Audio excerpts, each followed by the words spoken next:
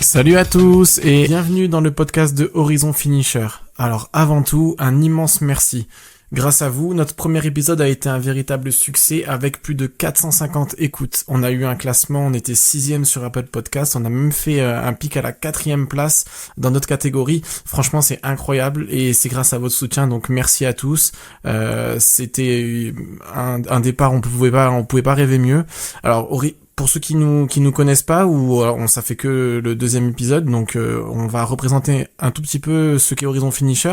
Donc c'est un projet entre deux passionnés qui ont voulu créer un média accessible à tous, y compris aux débutants et même surtout aux débutants, pour partager des conseils hyper concrets qu'on peut appliquer immédiatement, que ce soit sur la kinésithérapie, sur la rééducation, sur la préparation physique, sur la nutrition, sur la course à pied, sur le vélo, sur la préparation mentale.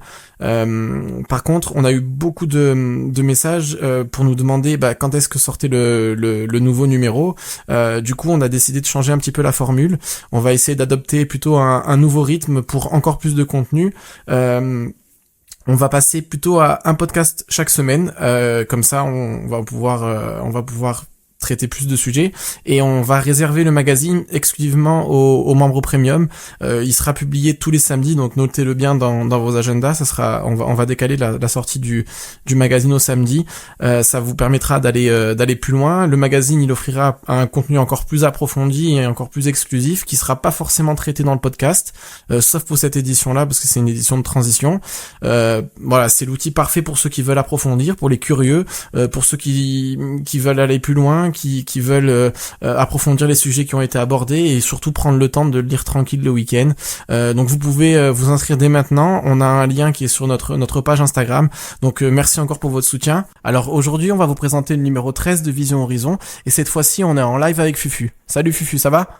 Salut Flo, salut tout le monde. Bon, j'espère que t'as aimé la petite dédicace dans le petit jingle. Ah, il va devenir célèbre celui-là, je sens qu'il va devenir célèbre. Je pense qu'il y a moyen qu'il devienne viral, ouais.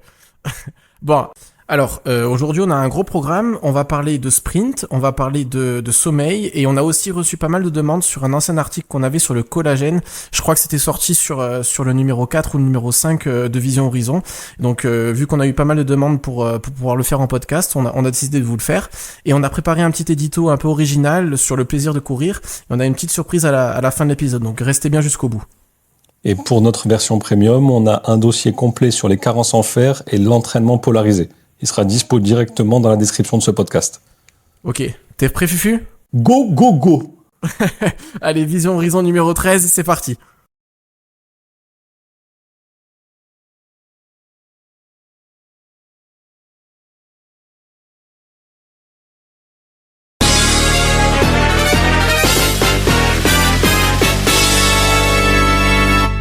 Le sommeil, c'est un des piliers de la performance, mais c'est aussi celui qu'on néglige le plus. On parle souvent d'entraînement, de nutrition, de récup. Mais si tes nuits sont pourries, tout le reste en prend un coup. Alors comment mieux dormir pour mieux performer ? On parle de récupération active, de nutrition, de massage, mais rarement de sommeil. Pourquoi ?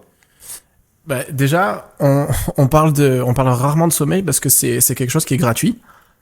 Du coup, c'est une notion qui est très difficile à vendre. Tu vas pouvoir vendre des bottes de récup, tu vas pouvoir vendre des pistolets de massage, mais tu vas rarement pouvoir vendre du sommeil. Donc déjà c'est pas très sexy comme méthode pour vendre. Après on pense aussi que le repos c'est juste arrêter de bouger, alors qu'en fait il se passe plein de choses la nuit, il se passe plein de choses dans notre corps et donc en fait c'est un vrai processus actif et sans sommeil de qualité, au final tous tes efforts de récup ils sont limités et tout ce que tu vas mettre en place pour bien récupérer ça va être vachement moins efficace. Ok, donc en gros si je dors mal, peu importe tout ce que je fais pour récupérer, ça sert à rien. Ouais, c'est un peu ça. Du coup, les bains froids, les bottes de compression, ça compensera jamais un manque de sommeil profond.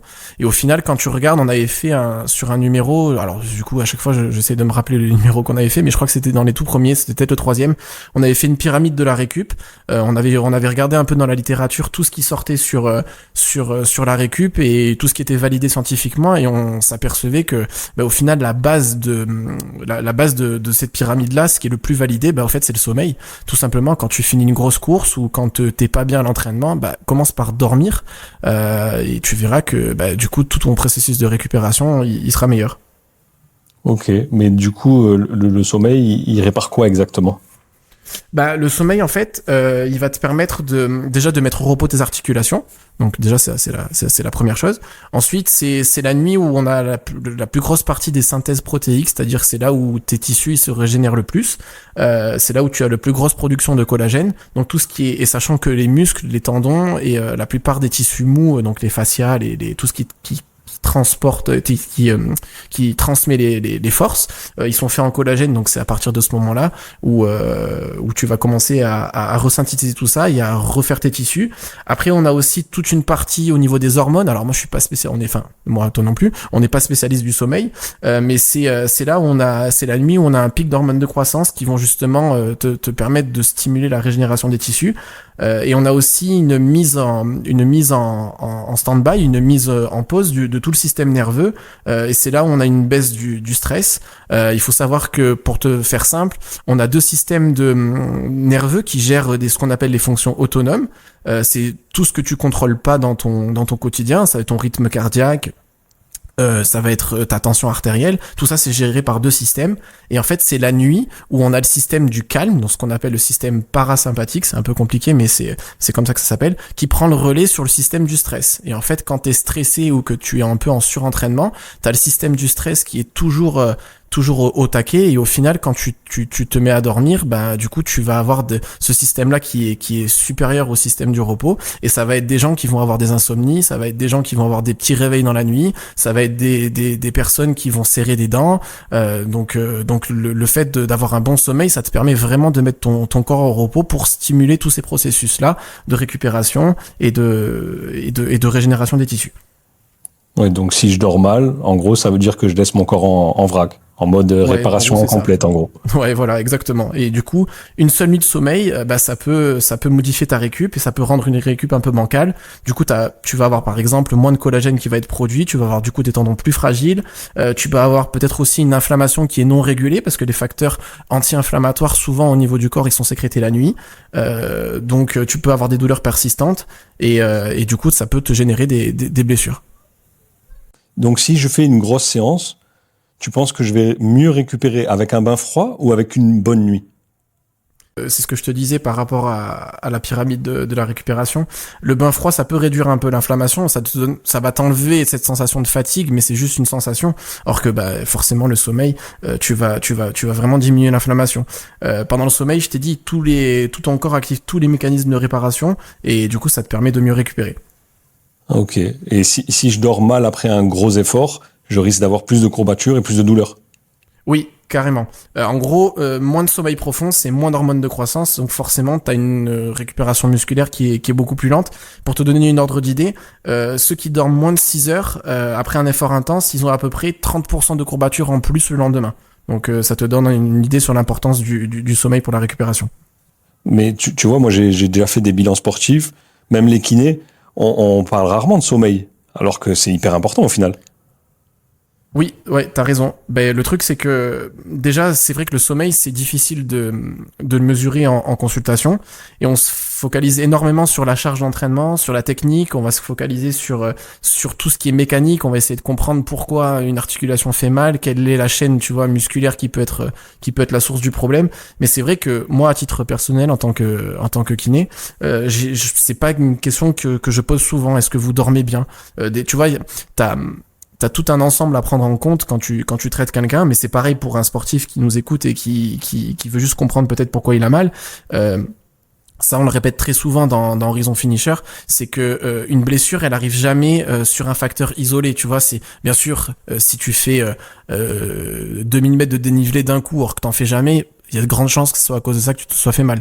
Mais si jamais t'as rien changé à ton entraînement, que t'as une douleur qui apparaît, en fait, il faut que t'arrives à regarder un peu l'ensemble de ton environnement et de voir un peu qu'est-ce que t'as changé. Est-ce que t'as eu plus de boulot? Est-ce que t'es tombé malade les jours qui ont précédé? Est-ce que et justement le sommeil en fait partie. Est-ce que t'as eu un bébé il y a pas longtemps et du coup t'as tes heures de sommeil qui sont vachement fragmentées. Donc oui, c'est une question qu'on devrait on devrait plus poser, on devrait déjà soi-même plus se la poser et aussi plus la poser aux patients. Et donc parce que la base c'est le repos. Du coup, quand un patient, ça c'est un chiffre que je donne de temps en temps par contre, quand un patient, tu vois, il a moins de sommeil, il augmente ses chances de blessure par 1,7. Donc ça c'est sur les jeunes sportifs. Donc tu vois ceux qui restent longtemps sur le téléphone la nuit, qui sortent un peu ou quoi, quand ils sont incomplètes le lendemain, t'as vraiment un risque de blessure qui est plus élevé. Oui, au final, si on a quelqu'un qui traîne une douleur et que ça passe pas, ça devrait être un réflexe de lui demander au final comment il dort. Tu devrais lui demander direct. Et ça devrait être presque systématique, surtout s'il a rien changé à son entraînement. Si tu vois qu'il te dit non, je comprends pas pourquoi je me suis fait mal, ça devrait faire partie des premiers réflexes à poser. Donc là, en gros, l'idée à retenir pour tout ça, ça serait quoi?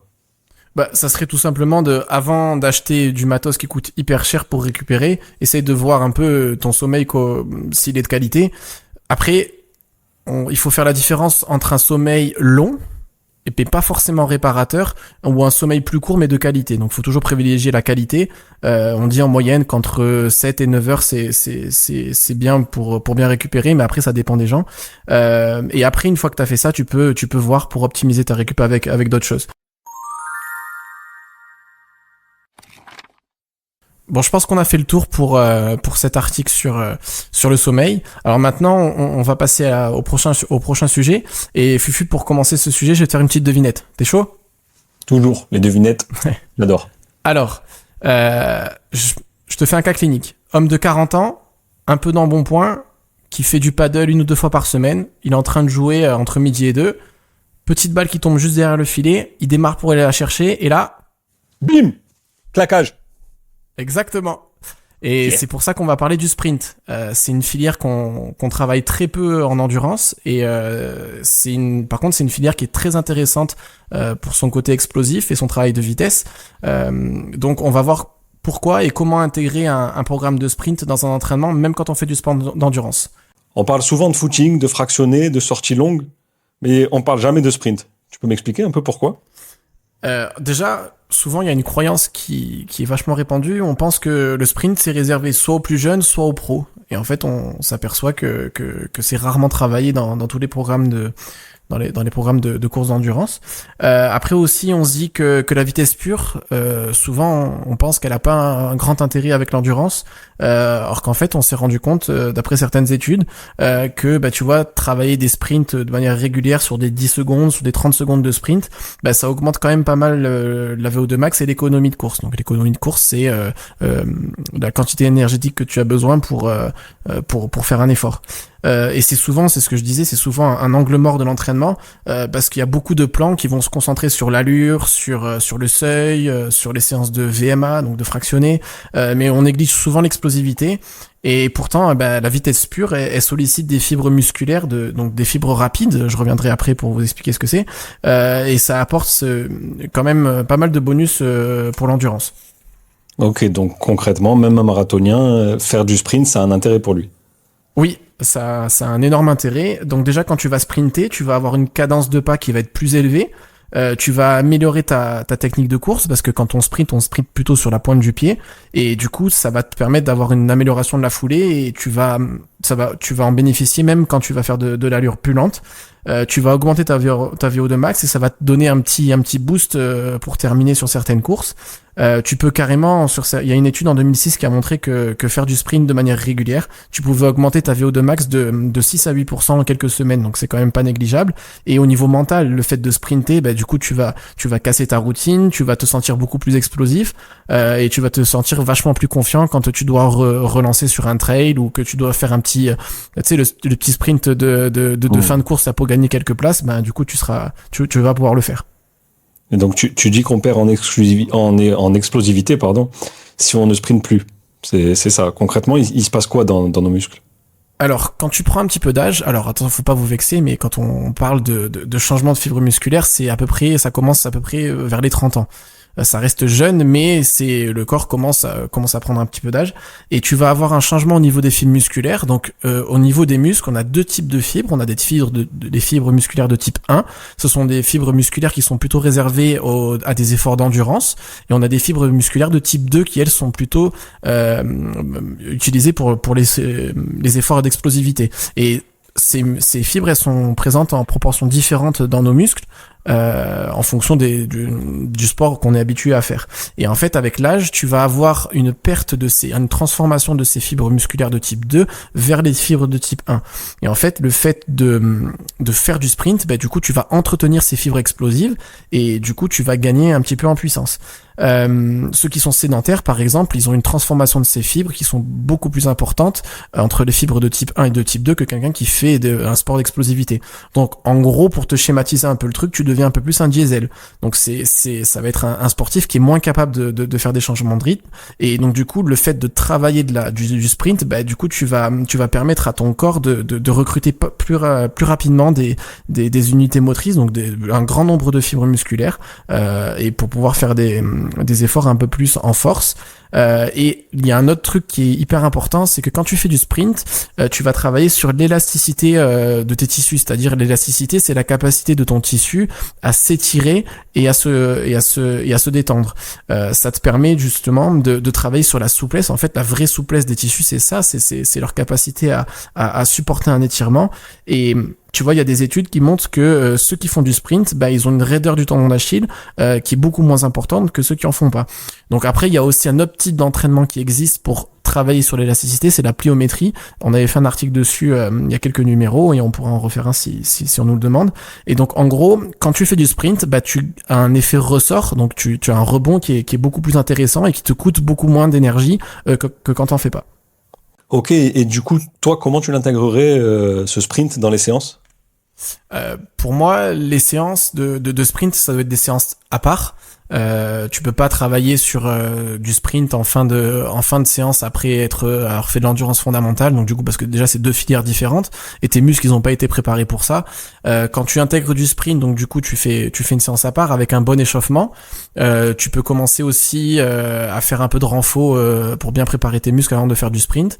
Et après tu peux faire des variantes, tu peux sprinter à plat, tu peux sprinter en côte, tu peux faire des escaliers, tu peux faire aussi des exercices donc de pliométrie. Les exercices de pliométrie, c'est quand tu vois les coureurs sauter sur des caisses et redescendre, faire des bonds. En fait, c'est des foulées bondissantes, tout ça. Et donc tout ça, tu peux faire construire ta séance comme ça. Et surtout, ouais, le plus important c'est l'échauffement parce que il y a quand même un risque de blessure quand on fait du sprint, ouais. Ouais, mais en gros, faire des pointes de vitesse, ça pourrait prévenir certaines blessures, quoi.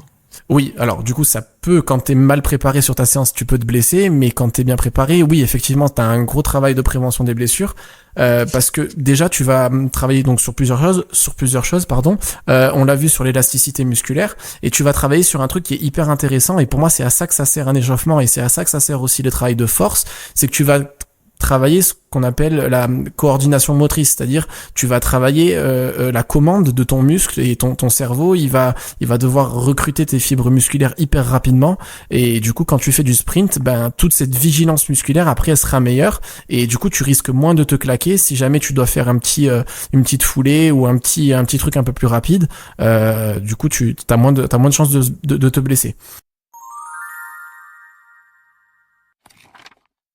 Vu qu'on a parlé des lésions musculaires, on va pouvoir enchaîner avec le collagène, vu qu'apparemment, c'est à la mode pour éviter les blessures.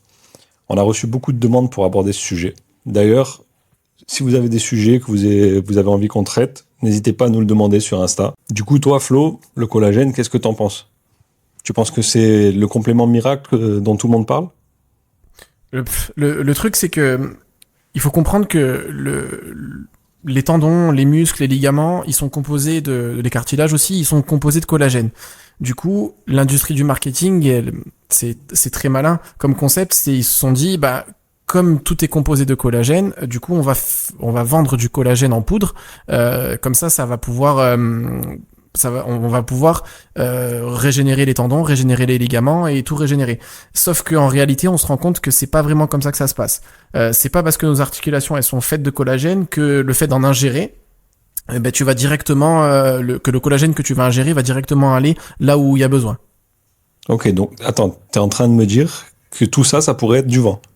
C'est pas totalement du vent. T'as certaines études qui montrent qu'il y a des bénéfices sur les douleurs articulaires, mais il y a des nuances parce que les protocoles, ils sont pas forcément les protocoles des études, ils sont pas forcément hyper aboutis et du coup la façon dont les informations elles sont traitées, ça prête un petit peu à confusion. Donc en fait, ça peut être intéressant, mais c'est pas le super héros qui répare tout seul. Tu vois, moi c'est une des questions qui me revient le plus souvent en ce moment au cabinet, c'est est-ce que le collagène ça marche? Qu'est-ce que vous en pensez? Est-ce que vous connaissez pas des marques? Ok, mais est-ce que ça peut vraiment aider à éviter les blessures ou alors est-ce que tu penses que c'est juste un bonus?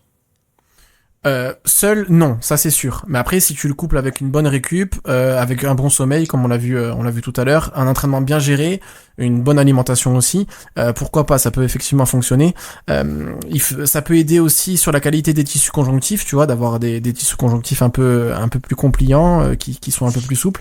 Mais ça remplace pas une gestion intelligente de la charge, parce qu'il faut savoir, c'est un chiffre qu'on donne tout le temps et c'est un chiffre qui a été donné beaucoup par la clinique du coureur, que 80% des blessures viennent de la charge d'entraînement et pas forcément du matériel ou de tout ce qu'il y a autour. Donc, ce qu'il faut savoir aussi, c'est que si c'est bon pour toi et que depuis que tu prends du collagène, ça va mieux, bah, continue à en prendre. Par contre, si tu te poses des questions, si tu veux prendre du collagène parce que ton copain il prend du collagène et que lui ça l'a soulagé, bah, pose-toi des questions sur justement qu'est-ce que tu peux gérer autour de tout ça avant de dépenser de l'argent là-dedans, quoi. Mais alors pourquoi certains disent que ça marche du tonnerre? Parce que t'as un effet placebo qui est extrêmement puissant. Le fait de croire que tu en prends, ça peut déjà jouer sur ton ressenti. Et aussi la mécanique, elle est vachement linéaire. C'est-à-dire que mes tissus sont faits de collagène. Du coup, si j'en prends, ça va mieux. C'est un truc qui fonctionne bien. L'amélioration, ça peut venir aussi d'autres changements que t'as pas forcément fait le lien avec une meilleure alimentation et tout ce qui s'ensuit. Bon, maintenant qu'on y voit un peu plus clair sur ces sujets, on va pouvoir passer à notre édito. L'édito, c'est toujours un moment à part dans Vision Horizon. On essaie d'y prendre un peu de recul, de parler de notre rapport au sport, de ce qui nous anime au-delà de la performance pure. Et cette fois-ci, on a voulu replonger dans nos souvenirs d'enfance, là où tout a commencé. Ce plaisir simple de courir, sans chrono, sans objectif, juste pour le fun. Allez, venez, on vous emmène avec nous. Cette semaine, on avait envie d'écrire sur l'enfance, sur cette légèreté qu'on perd parfois en grandissant, mais que le sport peut nous aider à retrouver. Retrouver l'insouciance de l'enfance à travers le sport. Regarde un enfant courir, juste courir. Il ne pense pas à son chrono, il ne calcule pas sa foulée, il ne s'inquiète pas du nombre de calories qu'il aura brûlées. Il court parce que c'est instinctif, parce que c'est un jeu, parce que ça lui fait juste du bien. Son sourire éclaire son visage, son souffle est libre, son cœur bat au rythme d'une liberté oubliée. Et nous, dans tout ça, on s'est enfermé dans des chiffres, des plans, des objectifs, des entraînements optimisés. Mais parfois, il suffit juste de lever la tête, d'écouter le vent, de sentir la terre sous nos pieds et de redevenir cet enfant qui court juste pour courir. Faire du sport, c'est comme croquer dans une Madeleine de Proust. Ça réveille des sensations enfouies, des souvenirs d'après-midi à vélo, des courses pieds nus sur l'herbe, de plongeons maladroits mais heureux. C'est retrouver cette légèreté, ce plaisir simple, ce moment où tout est juste fluide. Alors la prochaine fois que tu iras courir, pédaler ou nager, essaie. Laisse tomber la montre. Oublie les stats. Joue, ris. Retrouve cette insouciance. Parce qu'au fond, le sport, ce n'est pas qu'une affaire de performance. C'est un retour à l'enfance. Moi, quand je cours, je fais la course avec le vent. Et des fois, je gagne.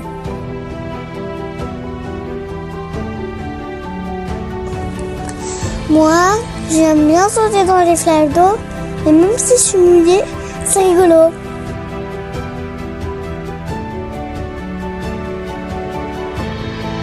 Moi, j'aime quand on joue tous ensemble, comme si on était des oiseaux qui volent.